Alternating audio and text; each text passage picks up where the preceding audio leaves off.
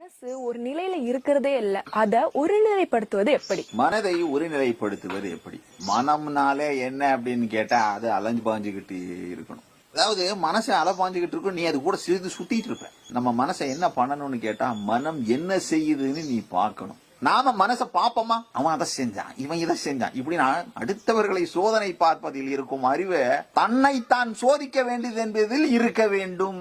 தோணக்கூடிய எண்ணங்கள் எல்லாம் ஏன் தோன்றுகிறது என்று நீ கேள். வரலாமா அப்படின்னு இந்த கொஸ்டின் நீ வைக்கணும். ஆனா இந்த கொஸ்டினை நாம வைக்க மாட்டோம்.